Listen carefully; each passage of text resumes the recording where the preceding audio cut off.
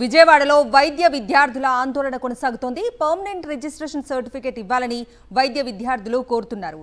APMC chairman రిజిస్ట్రార్ని కలిసి సమస్య పరిష్కరించాలని వైఎస్ఆర్సీపీ వైద్య విభాగం నేతలు కోరారు. ఆందోళన చేస్తే భవిష్యత్తులో ఇబ్బందులు పడతారని హెచ్చరించారు చైర్మన్ రిజిస్ట్రార్. కమిటీ నిర్ణయమని, ఎన్ఎంసీ రూల్స్ అంటూ పొంతనలేని సమాధానాలు చెబుతున్నారని వైద్య విద్యార్థులు ఆగ్రహం వ్యక్తం చేస్తున్నారు. ప్రభుత్వం అధికారుల నిర్ణయంతో ఏడాది సమయాన్ని నష్టపోతున్నామని విద్యార్థులు ఆవేదన వ్యక్తం చేస్తున్నారు. ఎన్ఎంసీ రూల్స్ అమలు చేయటం లేదని మండిపడుతున్నారు వైద్య విద్యార్థులు.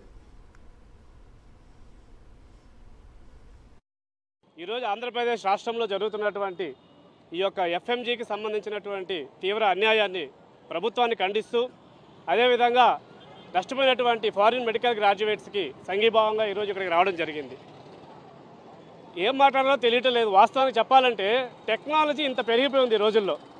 గూగుల్లో ఏది జస్ట్ అలా క్లిక్ చేసినా ప్రపంచంలో ఏం జరుగుతుందో తెలిసినప్పుడు నేషనల్ మెడికల్ కౌన్సిల్లో ఏముందో, ఆంధ్రప్రదేశ్ మెడికల్ కౌన్సిల్లో ఏముందో కూడా దీని గురించి కూడా ఒక సబ్జెక్టు. ఈరోజు ఫారిన్ మెడికల్ గ్రాడ్యుయేట్స్ అంటే నిజం చెప్తున్నా, ఎంతో కష్టాలు ఎదుర్కొని వాళ్ళు ఒక దేశం నుంచి ఒక దేశానికి వెళ్ళి అక్కడ వీసా ప్రాబ్లమ్స్ ఎదుర్కొని మొత్తం అక్కడ అంతా క్లియర్ చేసుకొని మళ్ళీ ఇండియాకి తిరిగి వచ్చి ఇక్కడ మళ్ళీ licence exam, it is almost all equal to NEET PG.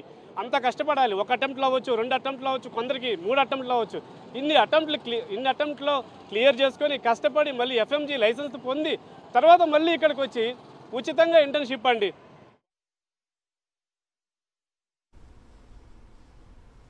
Permanent registration number అడుగుతోన్న వైద్య విద్యార్థులపై కూటమి ప్రభుత్వం కర్కశంగా వ్యవహరిస్తోందని మండిపడ్డారు అరకు ఎంపీ తనూజారాణి. వైద్య విద్యార్థులకు వెంటనే పర్మనెంట్ రిజిస్ట్రేషన్ నెంబర్ కల్పించాలని ఆమె డిమాండ్ చేశారు.